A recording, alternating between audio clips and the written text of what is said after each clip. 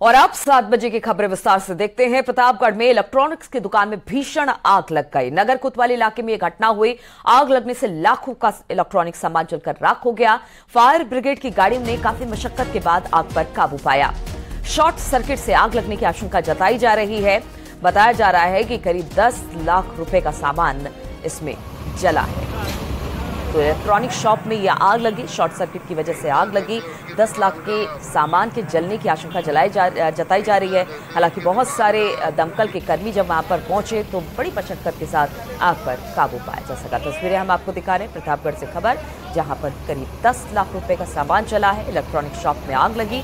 बताया जा रहा है कि शॉर्ट सर्किट आग लगने की वजह है।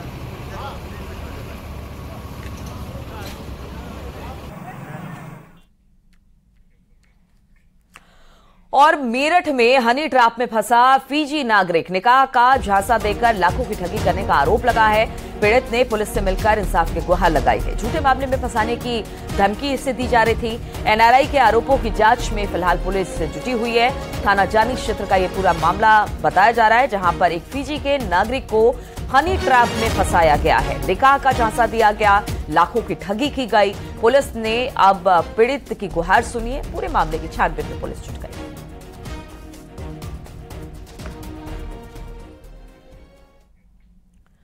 और उत्तर प्रदेश में आज से मिशन शक्ति अभियान का चौथा चरण शुरू होगा। प्रदेश भर में एक साथ गाड़ियों की रैली निकालकर इसकी शुरुआत होगी। लखनऊ में सीएम योगी अपने आवास पर इस अभियान को हरी झंडी दिखाएंगे। सुबह 8:30 बजे सीएम योगी महिला सशक्तिकरण रैली को फ्लैग ऑफ करेंगे। शहर के प्रमुख क्षेत्रों से यह रैली गुजरेगी, जिसमें लोगों का मिशन शक्ति और नारी सशक्तिकरण से जुड़ी सभी योजनाओं के बारे में जानकारी दी जाएगी। रैली में 80 पिंक स्कूटी, 6 4 व्हीलर, डायल 112 की 20 गाड़ियां, महिला पीआरवी और एम्बुलेंस शामिल रहेगी।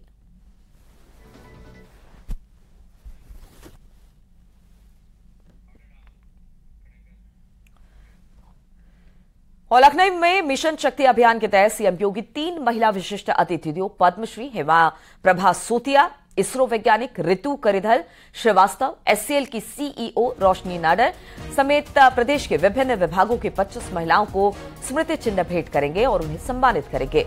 लोक भवन में सुबह 11 बजे दीप जलाकर मिशन शक्ति विशेष अभियान का शुभारंभ होगा। इसमें 15 महिलाएं उत्तर प्रदेश पुलिस की हैं। इस दौरान दोनों डिप्टी सीएम केशव प्रसाद मौर्य, ब्रजेश पाठक भी मौजूद रहेंगे। इस मौके पर मिशन शक्ति अभियान की प्रगति पर शॉर्ट फिल्म भी प्रदर्शित की जाएगी।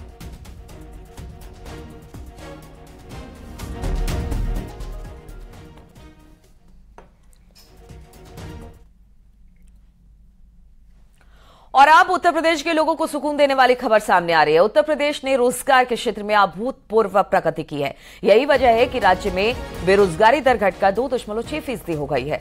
योगी सरकार ने 6.5 साल में 6 लाख सरकारी नौकरियां दी है। रिपोर्ट के मुताबिक 2017-18 में उत्तर प्रदेश में बेरोजगारी दर 6.4% थी, जो साल 2022-23 में घटकर 2.6% हो गई। आपको बता दें कि मिशन रोजगार के तहत सीएम योगी लगातार नियुक्ति पत्र देकर रोजगारों को सौगात दे रहे हैं। 6.5 साल में योगी सरकार ने 6 लाख युवाओं को सरकारी नौकरी से जोड़ा। प्रदेश में निजी क्षेत्र में निवेश बढ़ा, जिससे नई नौकरियां मिल रही हैं और रोजगार के अवसर सृजित हो रहे हैं। माना जा रहा है कि इन प्रयासों से केवल 5 साल में बेरोजगारी दर 3.8% की कमी आई है। सीएम योगी लगातार युवाओं को नियुक्ति पत्र बांट रहे हैं। राष्ट्रीय स्तर की अगर बात करें तो साल 2017-18 में राष्ट्रीय बेरोजगारी दर 6.1% थी, जो अब 2022-23 में घटकर 3.4% रह गई है।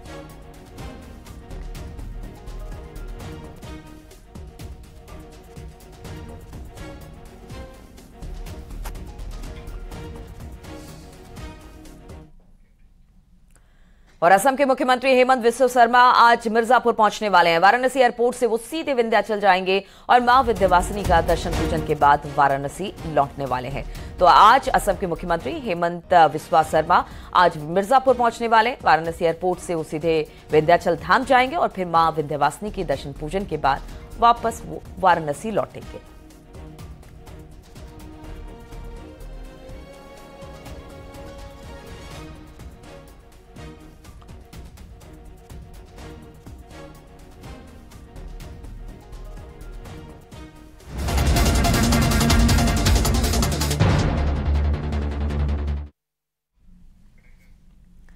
तो तो विश्व कप क्रिकेट में आज महामुकाबले का दिन है, क्योंकि एशिया के दो दिग्गज टीमें आपस में भिड़ने वाली है। आज भारत और पाकिस्तान के बीच मुकाबला होगा। अहमदाबाद के नरेंद्र मोदी स्टेडियम में दोपहर 2 बजे से इस मैच को खेला जाएगा। इस मैच में भी बैटिंग फ्रेंडली पिच होने की उम्मीद जताई जा रही है। मौसम विभाग ने अहमदाबाद में हल्की बारिश का अनुमान जताया है। वर्ल्ड कप में दोनों टीमें 2-2 मुकाबले खेल चुकी हैं। दोनों टीमें शानदार फॉर्म में इस वक्त दिखाई दे रही हैं। टीम इंडिया ने ऑस्ट्रेलिया और अफगानिस्तान को रौंदा, तो पाकिस्तान ने नीदरलैंड और श्रीलंका को करारी शिकस्त दी है। अब देखना दिलचस्प होगा कि दुनिया के सबसे बड़े मैदान में दोनों टीमों में कौन सी टीम ऐतिहासिक जीत दर्ज करती है। वैसे वर्ल्ड कप में अब तक के जो तमाम आंकड़े बताते हैं, उसमें भारत के पक्ष में ही आंकड़े हैं। अभी हाल ही में भारत ने एशिया कप मुकाबले में शानदार तरीके से हराया था पाकिस्तान को। फिर भारत को होम ग्राउंड होने का भी फायदा यहां पर मिल सकता है। यानी कि उम्मीद यही की जा रही है कि आज एक बार फिर से जो भारत का विजयी रथ वर्ल्ड कप में शुरू हुआ है, वो आगे भी इसी तरह से जारी रहेगा।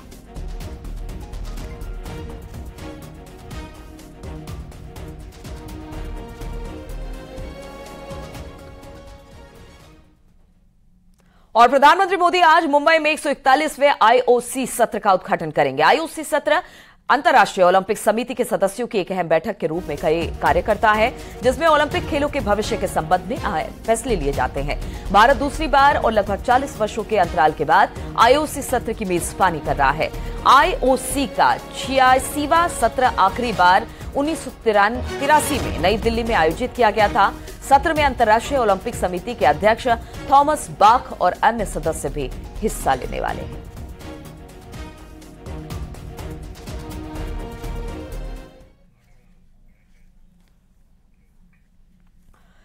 और क्रिकेट ओलंपिक में अब अपनी धाक जमाने जा रहा है। अंतर्राष्ट्रीय ओलंपिक कमेटी यानी कि आईओसी में लॉस एंजलिस ओलंपिक 2028 के लिए क्रिकेट समेत 5 खेलों को शामिल करने की मंजूरी मिल गई है। ओलंपिक्स में शामिल होगा क्रिकेट। लॉस एंजलिस ओलंपिक में अब क्रिकेट को शामिल किया गया है। 2028 में लॉस एंजलिस में ही वो ओलंपिक्स होने हैं। मुंबई में ओलंपिक्स पर बड़ा फैसला हुआ है, यानी कि एक बार फिर से एक बड़ा फैसला आईओसी की तरफ से, जब ओलंपिक्स में क्रिकेट को जगह मिली है।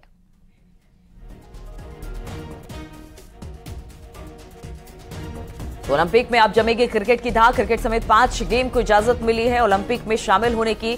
2028 में लॉस एंजलिस में जो ओलंपिक हो रहा है, उसमें क्रिकेट को भी शामिल किया गया है। It was about the proposal of the Los Angeles Organizing Committee to introduce 5 new sports, and these 5 sports are baseball, softball, flag football, lacrosse sixes, squash, and cricket. These proposals have been accepted as a package by the IOC Executive Board. और Mexico के senate के अध्यक्ष एना लीलिया Riviera ने G20 सदस्य अध्यक्षों के शिखर सम्मेलन में प्रधानमंत्री मोदी के हाथ में राखी बांधी। एना लीलिया रिवेरा ने प्रधानमंत्री मोदी को राखी बांधी और प्रधानमंत्री मोदी ने उनके सिर पर हाथ रखकर आशीर्वाद दिया। वो राजधानी दिल्ली में आयोजित G20 पार्लियामेंट्री स्पीकर समिट में शामिल होने आई थी। तो तस्वीरें हम आपको दिखा रहे हैं किस तरह से प्रधानमंत्री को भाई बनाया है। हम आपको बता दें कि मेक्सिको की सीनेट हैं और की अध्यक्ष है एना लीलिया रिवेरा, जिन्होंने G20 संसदीय अध्यक्षों के शिखर सम्मेलन में जब वो पहुंची तो उन्होंने प्रधानमंत्री को राखी बांधी।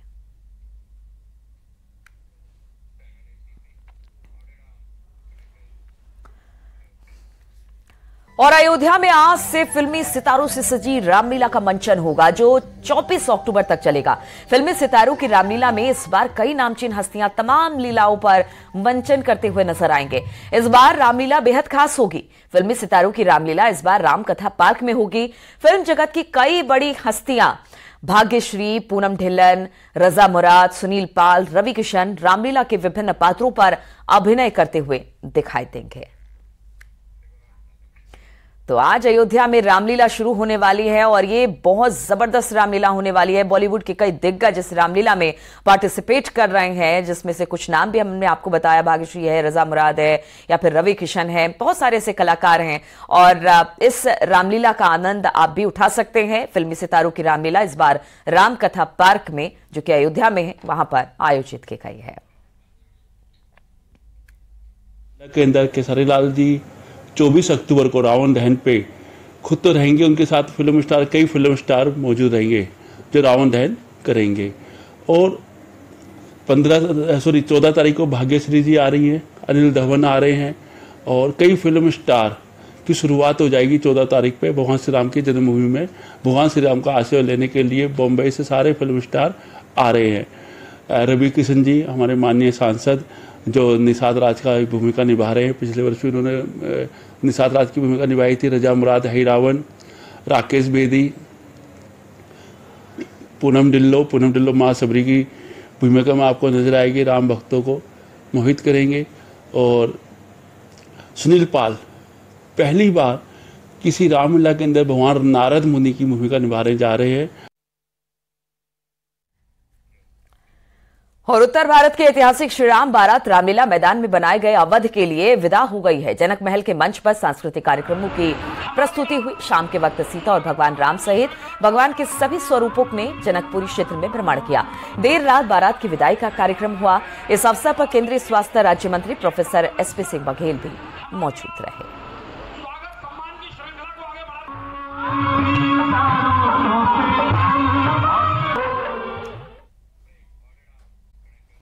और खबर झांसी से लेते हैं, जहां पर दबंगों ने बिजली चोरी की शिकायत पर छापेमारी करके पहुंची बिजली विभाग की टीम से मारपीट शुरू कर दी। छापेमारी के दौरान बिजली विभाग की टीम ने निजी नलकूप को चलाने के लिए बिजली चोरी करते हुए रंगे हाथों पकड़ लिया। इसके बाद दबंगों ने जूनियर इंजीनियर समेत बिजली विभाग के कर्मचारियों के साथ मारपीट की। बिजली कर्मियों का कहना है कि वो बड़ी मुश्किल से जान बचाकर किसी तरह से भागे और पूरे मामले की शिकायत उल्दन थाना प्रभारी से की। आरोप के मुताबिक थाना अध्यक्ष ने मुकदमा दर्ज करने की बजाय कार्रवाई करने की बात कहकर पीड़ित कर्मचारियों को बैरक लौटा दिया।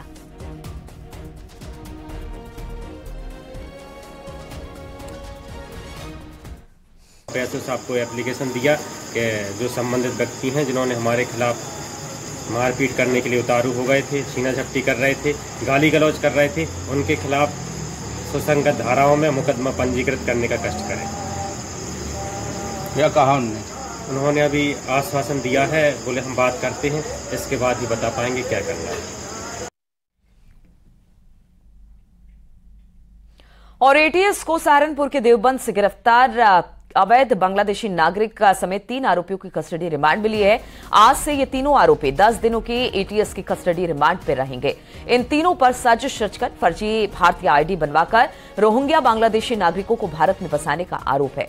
कस्टडी रिमांड के दौरान एटीएस पूरे नेटवर्क का खुलासा करने का प्रयास करेगी। अब तक कितने लोगों को भारत में बसाया गया, इस बात की जानकारी भी ली जाएगी। सिंडिकेट में कौन कौन से लोग शामिल हैं, इसकी जानकारी भी एटीएस जुटाने की कोशिश करेगी।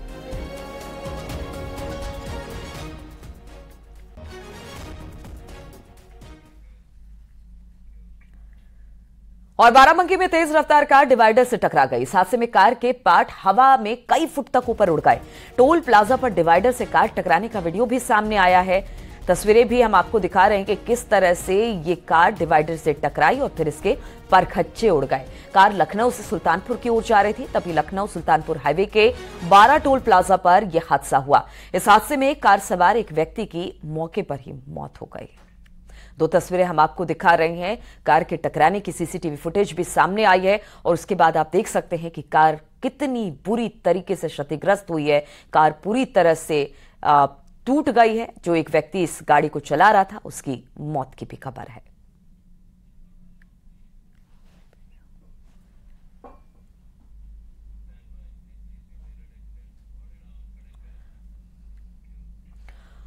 और मेरठ में कार में बुजुर्ग महिला को जोरदार टक्कर मार दी। टक्कर इतनी जोरदार थी कि महिला उछलकर पहले बोनट पर गिरी, फिर जमीन पर गिर गई। हादसे में महिला की मौत हो गई। ये घटना सीसीटीवी में कैद हो गई है। परिजनों ने कार ड्राइवर के खिलाफ थाने में तहरीर दी है। ये पूरा मामला थाना कंकड़खेड़ा के दिल्ली देहरादून हाईवे की है। आप तस्वीरें भी देख रहे हैं किस तरह से बुजुर्ग को टक्कर मारी गई। बुजुर्ग पहले बोनट पे गिरी हैं, उसके बाद टक्कर से उछलकर वो फिर दूसरी तरफ गिरी। हालांकि इस पूरे मामले में तहरीर दी गई है। कार सवार के खिलाफ तहरीर देने के बाद कार्रवाई की बात की जा रही है और बुजुर्ग की इस दौरान मौत भी हो गई।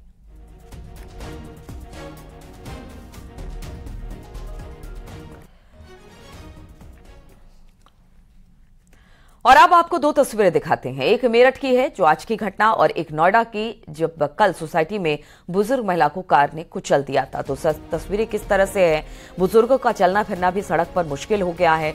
कार इतनी तेज गति से आती है कि इस तरह की घटनाएं देखने को मिलती है।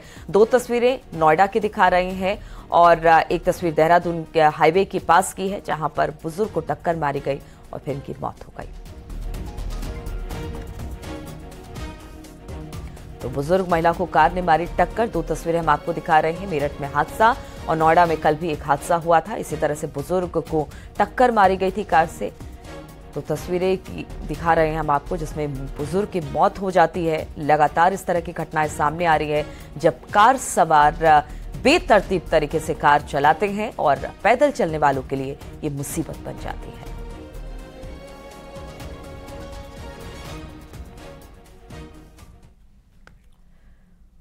और जालान पुलिस ने 3 गैंगस्टर एक्ट के 3 आरोपियों की 3,24,31,492 रुपए की संपत्ति कुर्की। कोटरा थाना क्षेत्र की पुलिस और जिला प्रशासन ने कार्रवाई की है। तो 3 गैंगस्टर एक्ट के भूमाफियाओं पर कार्रवाई हुई है। 3.24 करोड़ की ये कुर्की हुई है। राजीव संजय विनय कोटरा थाना क्षेत्र में इस कार्रवाई को अंजाम दिया गया है।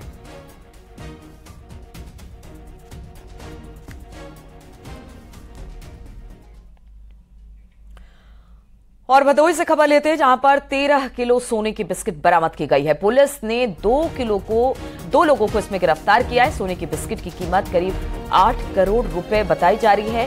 तीनों एक कार से तस्करी कर इसे लेकर जा रहे थे। तो खबर मिल रही है किस तरह से सोने की तस्करी हो रही थी। भदोही से खबर है जहां पर 13 किलो सोने की बिस्किट बरामद हुई है। पुलिस ने 2 लोगों को हिरासत में लिया है, गिरफ्तार किया है। सोने की बिस्किट की कीमत बताया जा रहा है कि 8 करोड़ रुपए है। तीनों एक कार के जरिए तस्करी कर इस बिस्किट को लेकर जा रहे थे।